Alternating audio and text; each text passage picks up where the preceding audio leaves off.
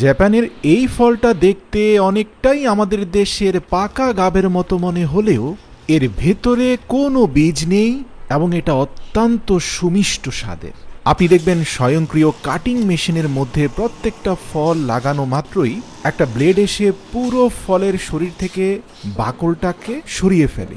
যিনি অবাক হবেন, এই বাকলের জুস মাদকাসক্ত রোগীর চিকিৎসায় ব্যবহৃত হয়। মানে এই জুস খেলে মদের নেশা চলে যায়, মাদকের নেশা চলে যায়। এছাড়াও এই ফলটা খেলে মানুষের ডায়রিয়া ও আমাশয় রোগ ভালো হয়ে যায়। এছাড়াও এই ফল থেকে তৈরি করা বিভিন্ন ঔষধ হুপিং কাশি রোগ প্রতিরোধে, এমনকি সাপের কামড়ের প্রতিষেধক হিসাবেও ব্যবহৃত হয়। আমার কাছে সবচেয়ে ভালো লেগেছে প্রত্যেকটা ফলের খোসাকে ছড়িয়ে ঝুলানো একটা প্লাস্টিকের আর্টিফিশিয়াল ব্রাঞ্চের মধ্যে প্রত্যেকটি ফলের অগ্রভাগকে গুজে দেওয়া হচ্ছে।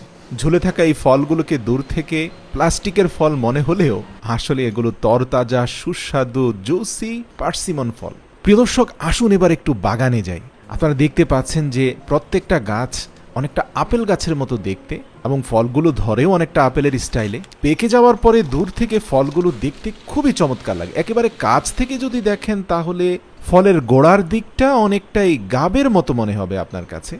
লাল টুকটুকে পাকা পার্সিমন ফলগুলো বাগান থেকে সংগ্রহ করে বড় ঝুড়ির মধ্যে একের পর এক সারিবদ্ধভাবে রাখা হয়। তারপরে একটা পিকআপ ভ্যানে করে সেটাকে নিয়ে যাওয়া হয় ফ্যাক্টরিতে। সেখানে একটা স্বয়ংক্রিয় রোলিংয়ের মাধ্যমে পরিচালিত করে বড় ছোট ফলগুলোকে আলাদা করা হয়। সেগুলোকে ভালোভাবে ধুয়ে পরিষ্কার পরিচ্ছন্ন করে পার্সিমন ফলগুলোর বাকলগুলোকে স্বয়ংক্রিয়ভাবে আলাদা করা হয়। এই বাকলের জুস দিয়ে তৈরি হবে মাদকাসক্ত